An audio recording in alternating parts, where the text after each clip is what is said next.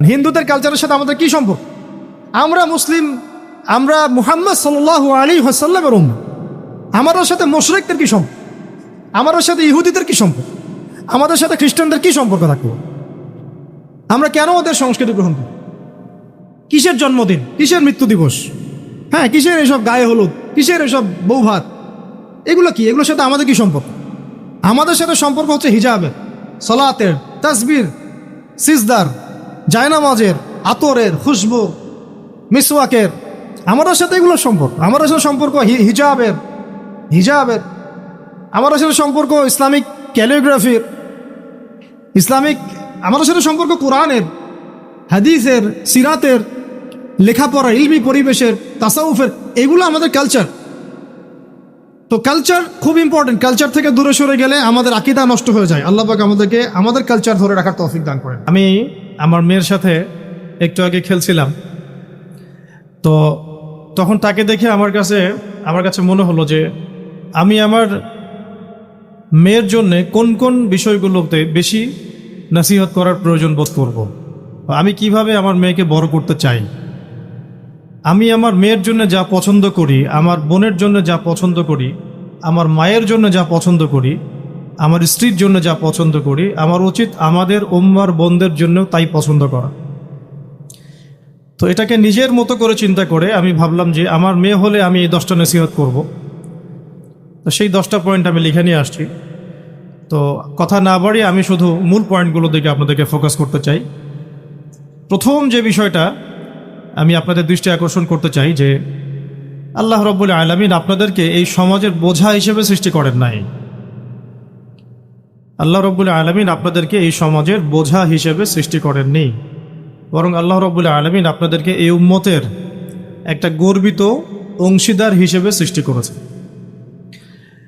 আদম আলাইহিস সালাম যখন জান্নাতে ছিলেন তখনও তার কাছে হৃদয়ের মধ্যে কিছুটা শূন্যতা অনুভব হয়েছে, যেটা আল্লাহ রাব্বুল আলামিন হাওয়া আলাইহিস সালামকে দিয়ে পূর্ণ করেছেন। এবং তার বুকের পাঁজরের হাড় থেকেই তার স্ত্রীকে আল্লাহ পাক সৃষ্টি করেছেন। এবং উভয়ের প্রতি আল্লাহ পাকের নির্দেশ কিন্তু সমান ছিল। এমন না যে আদম আলাইহিস সালামকে বলা হয়েছে এই গাছের কাছেও যেও না, হাওয়া আলাইহিস সালামকে বলা হয় না, এই ব্যাপারটা কিন্তু এমন নয়। বরং উভয়ের প্রতি সমান আদেশ ছিল। ওয়ালা তাকরাবা হাদিহিশ শাজারা। তাকরাবা শব্দটা দ্বিবচন। তোমরা দুজনের কেউই এই গাছের কাছে যাবে না। অর্থাৎ আল্লাহ পাকের যে আদেশগুলো আসমানি কিতাবের মাধ্যমে আমাদের কাছে এসেছে, এগুলো নারী এবং পুরুষের জন্য সমান। ক্ষেত্র বিশেষে কিছু কিছু সূরতে আমলের, চলাফেরার, উসুলের কিছু পার্থক্য আছে, কিন্তু আমভাবে প্রত্যেকটা নসিহত এবং আদেশ কিন্তু নারী পুরুষ সবার জন্য সমান। আমরা যদি চাই যে বাংলাদেশের মাটিতে দিন প্রতিষ্ঠা করতে, তাহলে শুধুমাত্র পুরুষদের ভূমিকা যথেষ্ট না, কোশ্চিনকালও যথেষ্ট না। কারণ প্রত্যেকটা পুরুষই কোনো না কোনো মায়ের সন্তান, কোনো স্ত্রীর স্বামী, কোনো বোনের ভাই, অথবা কোনো মেয়ের বাবা। তাহলে যদি শুধু পুরুষবাচক শব্দে আমরা সমাজ সংস্কার করতে যাই, আমরা ব্যর্থ হব। দুঃখের সাথে বলতে হচ্ছে এটা, কিছু কিছু ক্ষেত্রে আমাদের আত্মসমালোচনার দরকার আছে। আমরা পুরুষদের মধ্যে যে পরিমাণ মেহনত করছি এবং করার পরিকল্পনা করছি, তার 50% আমরা মেয়েদেরকে নিয়ে ফিকির করছি না। যে কোনো দিনই বোন যদি হেদায়েতপ্রাপ্ত হন আল্লাহর পক্ষ থেকে, তারপরে সে যে পড়াশোনা করবে, এই পড়াশোনা করার মতো উপযুক্ত প্রতিষ্ঠানও আমরা তাদেরকে দিতে পারি না। নিরাপত্তা, পর্দা এবং সহজলভ্যতা, যে সহজেই সে জ্ঞান শিখবে নিরাপত্তার সাথে, পর্দার সাথে, বাসার কাছাকাছি মাহরামদেরকে সাথে নিয়ে, এমন পরিবেশ কিন্তু হাজারে একটা মেয়েও পাচ্ছে বলে আমার মনে হয়। তো এই অবস্থা চলতে থাকলে আমরা ইসমাইল আলাইহিস সালামদেরকে জন্ম দিতে পারবো না। যদি প্রত্যেকটা পরিবারের কর্তা ইব্রাহিম না হন এবং মায়েরা হাজরা আলাইহিস সালাম এবং সারা আলাইহিস সালামের মতো না হন, তাহলে তো ইসমাইলি প্রজন্ম আমরা জন্ম দিতে পারবো না। সেক্ষেত্রে আমরা আল্লাহ পাকের জমিনে দিন প্রতিষ্ঠাও করতে পারব। এখানে অনেক প্রান্তিকতা আমাদের মধ্যে আছে, আবার অনেক ছাড় না দেওয়ার মানসিকতা আমাদের মধ্যে আছে। যেমন আমি এখন আপনাদেরকে যেভাবে নসিহত করছি, তো প্রিয় দিনী বোনেরা, আমি আপনাদেরকে যে কয়েকটা পয়েন্ট টাচ করতে চাচ্ছিলাম। তার প্রথমটা হচ্ছে নোট করে নেবেন, এগুলো বাসায় পরবর্তীতে আপনারা এগুলো নিয়ে আলোচনা করতে পারবেন বা এটা নিয়ে আরও বিস্তারিত পড়াশোনা করতে পারবেন। যে দেখুন, সহজ কথা কি যে আমরা নারী পুরুষ সবাই দুনিয়াতে এসেছি, হয়তো 50, 60, 70, 100 বছর আপনি আমি বাঁচব, এবং এরপরে কিন্তু আমাদেরকে একটা জার্নি শুরু করতেই হবে। এখন আমাদের সহজ কথা কি? সহজ কথা হচ্ছে আমাদেরকে দুনিয়াতে আল্লাহ পাকের দাসত্ব করতে হবে, পরিপূর্ণ ইসলাম পালন করতে হবে, এবং আল্লাহ পাকের জমিনে তার দিনটাকে প্রতিষ্ঠার চেষ্টা করতে হবে। এছাড়া তো আমাদের কোনো কাজ নাই পৃথিবীতে আমাদের কাজটা কি আসলে? এই পৃথিবীতে আমাদের কাজটা কি? 1 নম্বর হচ্ছে আল্লাহ পাককে চিনতে শেখা, আল্লাহ পাকের সামনে আত্মসমর্পণ করা, তার নবীর সুন্নতগুলো মেনে চলা, হালাল খাওয়া, একটা আদর্শ পরিবার গঠন করা, সন্তানদেরকে মানুষ করা, দিনের দাওয়াতের কাজ করা, এবং দিনটাকে আল্লাহর জমিনে প্রতিষ্ঠার চেষ্টা করা। এছাড়া কি আমাদের কোনো কাজ আছে পৃথিবীতে? বাকি যে কাজগুলো সেগুলো আনুষঙ্গিক, এবং সেগুলো ইবাদত হিসেবে গণ্য হবে যদি আল্লাহর জন্য হয় এবং রাসূলের তরিকায় হয়। যেমন কেউ যদি ঘুমায়, ঘুমানোর কাজটাও তো ইবাদত, যদি সেটা রাসূলের তরিকা মোতাবেক হয়। সিম্পল। খাওয়া দাওয়া করা, আমরা আমাদের চাহিদায় খাই, কিন্তু এটাও ইবাদত হিসেবে গণ্য হবে যদি খাওয়ার সুন্নাতটা আমরা ঠিকমতো আদায় করতে পারি। তাহলে প্রতিটা কাজই সুন্নাত এবং ইবাদত হবে যদি আমরা সেটার তরিকা ঠিক রাখি। মূল কাজগুলো কি? মূল কাজগুলো হচ্ছে যে, আবার বলতেছি, মূল কাজগুলো হচ্ছে 1, এই পৃথিবীতে আল্লাহকে চেনা, আল্লাহকে চিনতে শেখা। 2, আল্লাহ রাব্বুল আলামিনের সামনে শর্তহীন আত্মসমর্পণ, শর্ত সাপেক্ষে না, একদম নিঃশর্ত আত্মসমর্পণ। 3, আল্লাহ পাকের সমস্ত হুকুম আহকামগুলো মেনে চলা।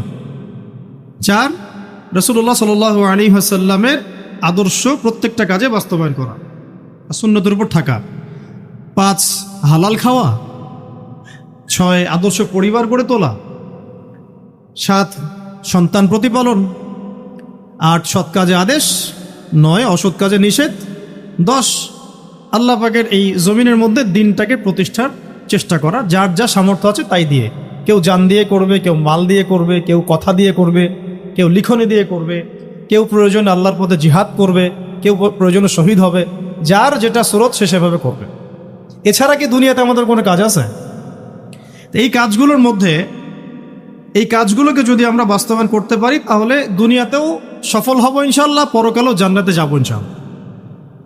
এই তো, এই কাজগুলো যদি আমরা বাস্তবায়ন করতে পারি দুনিয়াতেও সফল হব ইনশাআল্লাহ এবং পরকালেও জান্নাতে যাবো ইনশাআল্লাহ। এক্ষেত্রে এই গন্তব্য হাসিল করার জন্যে যে কাজটা সবার আগে দরকার, এতক্ষণ যেগুলো বললাম, এই গন্তব্যটা হাসিল করার জন্য সবার আগে যে কাজটা দরকার সেটা হচ্ছে সেটা হচ্ছে শরিয়াতের একটা ন্যূনতম জ্ঞান অর্জন করা। শরিয়াতের ন্যূনতম একটা জ্ঞান অর্জন করা। শরিয়াতের ন্যূনতম জ্ঞান বলতে আমি কি মিন করছি, কি বোঝাচ্ছি? আমি বোঝাচ্ছি কমপক্ষে আপনাকে বিশুদ্ধ করে কোরআন তেলাওয়াত করা শিখতে হবে, 1 নাম।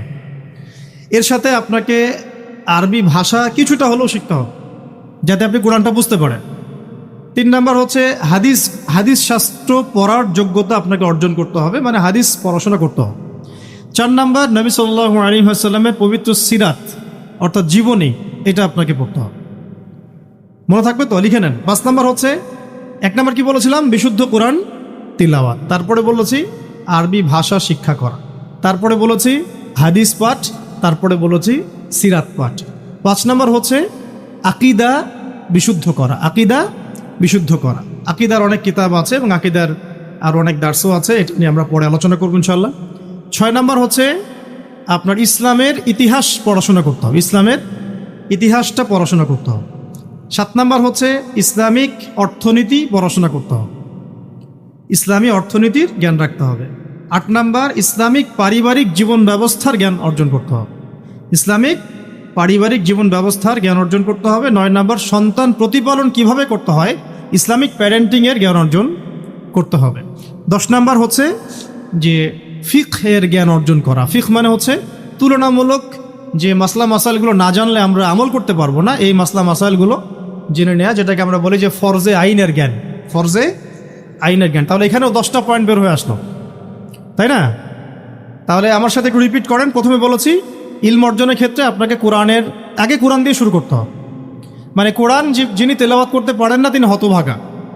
মুসলিম পরিবারে জন্মগ্রহণ করেও যিনি কোরআন তেলাওয়াত করতে পারেন না, আমি মনে করি না এই পৃথিবীতে তার চেয়ে হতভাগা কেউ আছে, আমি মনে করি না। মানে কোরআনের সাথেই সম্পর্ক নাই, মানে আল্লাহর কিতাবই সে তেলাওয়াত করতে পারে না, তো সে এই পৃথিবীর সম্পদ নয় বরং বোঝা। আল্লাহ পাক আমাদের সবাইকে আল্লাহর কিতাব শেখার তৌফিক দান করুন।